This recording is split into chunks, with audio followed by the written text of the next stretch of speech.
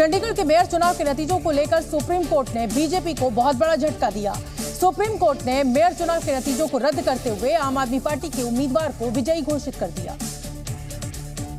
क्योंकि कोर्ट ने माना कि निर्वाचन अधिकारी अनिल मसीह ने जिन 8 मतपत्रों को अमान्य करार दिया था वो बिल्कुल सही थे और उनमें कोई खामी नहीं थी। सुप्रीम कोर्ट ने निर्वाचन अधिकारी को धांधली का दोषी मानते हुए पुराने चुनाव नतीजे को रद्द करते हुए आम आदमी पार्टी उम्मीदवार कुलदीप ढलोड़ को चंडीगढ़ का मेयर घोषित कर दिया। सुप्रीम कोर्ट ने अपने फैसले में कहा कि जिन 8 मतपत्रों को अमान्य करार दिया गया, हकीकत में वो 8 मतपत्र आम आदमी पार्टी पार्षद के पक्ष में डाले गए थे। उन पर ही निर्वाचन अधिकारी ने अलग से निशान बनाया। निर्वाचन अधिकारी ने जानबूझकर मतपत्रों को खराब किया ताकि चुनाव परिणाम आम आदमी पार्टी पार्षद के पक्ष में न आए। निर्वाचन अधिकारी की सफाई गलत है कि उसने खराब मतपत्रों पर अलग से निशान बनाया। उसने कोर्ट के सामने भी झूठा बयान दिया। कोर्ट की जिम्मेदारी बनती है कि पूर्ण न्याय करें ताकि चुनावी लोकतंत्र बचा रहे।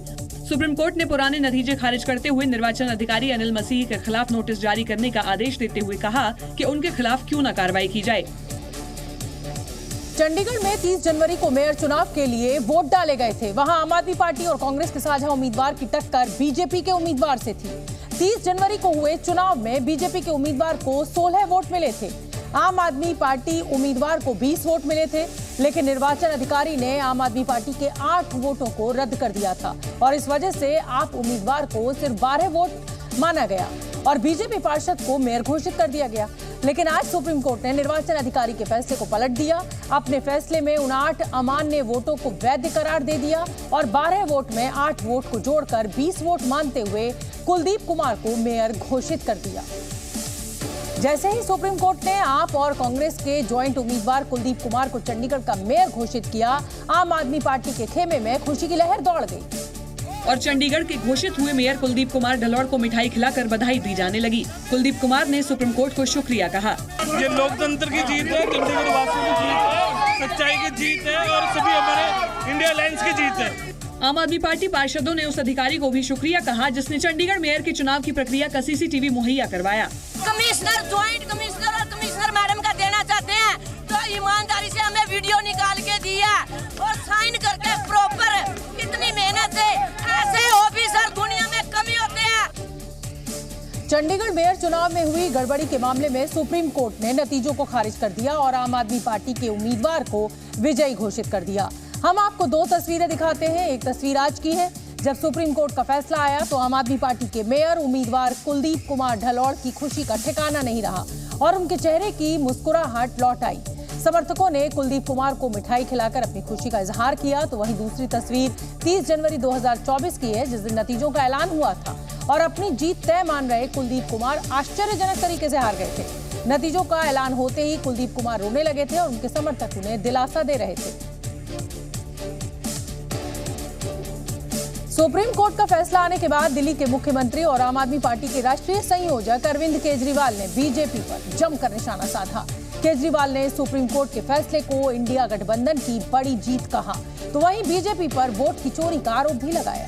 चंडीगढ़ के लोगों ने तो नतीजा यही दिया था कि भाई इंडिया गठबंधन का कैंडिडेट मेयर बनना चाहिए, लेकिन उन्होंने चोरी कर लिया चुनाव। तो एक तरह से जनता की हार हो गई थी, लेकिन अब जनता की जीत हुई है और पूरे देश की जीत हुई है। पूरे देश ने देखा, एक तरह से उन लोगों से छीन के लाए हम लोग ये जीत। उन लोगों ने तो चोरी कर लिया था ये चुनाव, उन लोगों ने तो वोट चोरी कर लिए थे, लेकिन हमने हार नहीं मानी।